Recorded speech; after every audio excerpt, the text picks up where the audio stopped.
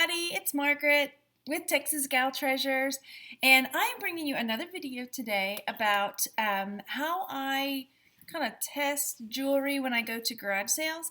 I had another comment about this yesterday from Pat Henley on my What's in Your Bag garage sale bag video. This is my garage sale bag. What I keep in my special garage selling bag. I'll post a link to that video in the comments, and it's an early one. So anyway, she wanted to know what was in the little box again, what I used this for, and then she had a question again about my magnet. And I've been meaning to do a video about how I test things, just to kind of weed out the possibility of something being real and not. So I will share what that is. So first, this is my loop. I keep my loop in my garage sale bag. I don't pull it out in the garage sales. I'm not all pretentious and like, let me see what you got in your garage sale. You know, you see those people at the estate sales do that. I'm just like, come on. Anyway, I guess they don't care. Whatever. But I use it, you know, when I get to the car, if I'm really excited about something, I like to have it handy. And I want to take a peek at something I've got. Like I said, I don't pull it out and discerning garage sale. Discerning garage sale patron must know. Anyway, let's see if I can make it work. Ooh, maybe. So what I've got here is one of the James Avery earrings that I picked up at the thrift store last week or the week before. I don't know. And so when I don't know if this is gonna work. I don't know if I can do that. Anyway, because I'm getting older, so my eyes are not what they used to be. But, you know, it's like a little magnifying glass. Oh gosh, this is just disaster. Disaster. Abort. Abort. No, don't give up. There. Ooh, yay. See? Don't give up. Oh. There it is. There it is. Sterling. 925 Avery. See what happens when you don't give up? Ladylike. Anyway, so that's my loop.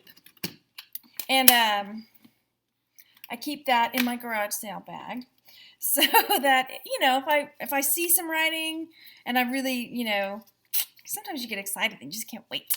And you want to see what it is. So I keep that in my garage sale bag. And now my magnet, what I do is... you know, when you go to a garage sale, sometimes they'll have like a basket full of goodies. And, you know, it could take a while to sit there and pick through it and figure out what's what. I'm going to try to get this so you can see it. Hang on. I'm going to try to get this so you can see it. Here we go. So here I've got like a whole bunch of stuff that, you know, maybe is sitting in a garage sale. And I'll just take, you know, real discreetly. I'm not just jabbing everything. I'll just real discreetly, like, go through and feel around. Okay, so there's something that sticks. So maybe I'll scooch that to the side. I'm like, I'm not going to. I'll feel around. Like, you know, does it stick? Okay, now if it's not sticking, well, then that'll go in my pile. Maybe I should start with a smaller pile. See, like, that's sticking. And so I'll know, like, okay. For sure, it's not going to be sterling silver or gold because sterling silver and gold are not magnetic. I know people say, well, part of the other base metal could possibly be something that is magnetic, but whatever. I don't agree with that. But and I could be wrong because it happens. But anyway, so I'll know, okay, that's not. Now, I might still get it because, look, they look kind of cool, you know, and then I'll continue my little poke around like that one. Okay, now I'm going to put that in my never mind pile. That one, okay, no, oh, it's not magnetic. Okay, that's going in my pile. You know, because then I'll give it a second look. Okay, that is magnetic. You know, but usually I'll just kind of poke my magnet around in there and, ooh, that's not magnetic. Let me pick that up. You know, but I don't, like I said, I'm not really overt in my, you know, those are magnetic. But, oh, cufflinks. You know how I feel about cufflinks. So those will be coming with me. You know, that's just kind of what I do. So, I will know to give them a second look. Now, some of them, I don't know if you can see it up here. Oop, that's the computer. Yeah, even if they're just slightly magnetic, magnetic is magnetic. I don't like this. I wish, I gotta find a better way. But anyway, back to me now. I know that was a mess. That was a crazy mess. But that's the whole idea, is I'll just have it with me and poke it around in there. I was going to show you this. I talked about it the other day. This is that Ralph Lauren baby spoon that I got. This part is not magnetic, but this part is magnetic on there. Anyway, so that's what I do. And some of them you can tell straight off, like, okay, yeah, that's silver. It's got that tarnish on it. So I'm going to go ahead and show you. See, these ones I picked up. I didn't have my magnet with me on these because I thought, oh, they look, but they are magnetic. I'll show you what I do for testing too. And I know there's about a bazillion different videos out there on how people test their silver and gold, but I'm going to do it anyway because I can. So there. So here it comes. Hang on. Do you remember one of those days where you recorded a whole video and then went back and realized that you forgot to hit record? But you did all the stuff and then it didn't record? Guess what? That happened to me just now. So I'm going to do it again. You missed all the funny parts, but I'll try to recreate it for you. All right. So what I'm going to do again is show you what I have, what I picked up from Amazon. This is a gold testing kit that I picked up, and inside there are the different acids for testing gold, silver, and there's even one for platinum in here. It also comes with a little black stone for testing, and I believe that this also came with my loop and the magnet. It was just a whole kit. What I would also recommend getting that I have found useful is like a white, you can pick up just a white tile, and instead of using the shiny part, use the flat part on the back. It's more porous. And so I'm going to show you some items that I'm going to test. One is a gold bracelet that I know is gold, so that will work. Another is a necklace that is marked 925 RG, but it is magnetic. So that's a curiosity because, you know, before I had my own kit, I had taken some things over to a jeweler to test, and he explained to me, you know, how stamps are cheap. You know, you could easily stamp this 925, 14K, whatever you wanted, sell it, you know, because not everybody's walking around carrying a magnet or a testing kit to be able to do that. So it's a bit of a mystery that it's marked 925 RG. But the quality is it looks really nice. It looks really good. So I'm going to test it out to show you. I'm also going to test the sterling silver earrings that are from James Avery, which I know are really good quality, and the Ralph Lauren spoon that is non-magnetic on the silver side and magnetic on the bare side. So here we go. Let's start with the silver. Get ready. Okay, come on. These ones just tore, and you missed it in the last video because the video that didn't happen, that didn't record, they tore on me in the middle of the video. There we go. Yeah, so that's why you watch me, right? Easily amused. Can you hear the squeak? I could do this all day. Seriously. All right, so first, I'm going to test the silver, and I'm going to once again point my my thing down. There it is. Okay, so you can see the silver that I test. So I'm going to start with the spoon, and what should happen when I test a silver item is that it will turn red. You can see here where some have been scratched, and they're still gray, and then this one over here is red. So if it is silver, it will turn red, which is why it doesn't really work well on the black stone. So I'm going to find a spot, and then when you scratch, find an area that's not going to be really noticeable. Like I'm not going to scratch on his face because it will scratch the piece. So I'm going to scratch a little bit on the back of his ear, right there. Okay. And then I'll take my silver, like you need to have gloves because this is acid that can hurt you. So this was his ear on the part of the bear. And you can see that it is not turning red, so not silver. Now let's take a look at this part of the spoon. Now it is tarnishing, but does it mean it's solid silver? Absolutely not. So I'm going to do it kind of on the side, right there. Get my silver again and put a little dot and see if we've got any red. Now, okay, there we go. So now you can see that this part, can you see? There it is.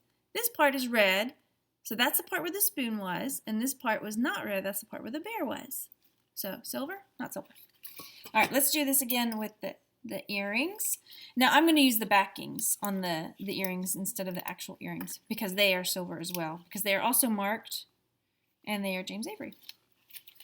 So I'm going to take it and scratch a little bit over here. Let's put the earring back on there. Okay, let's do that in a minute. It's hard to do with gloves.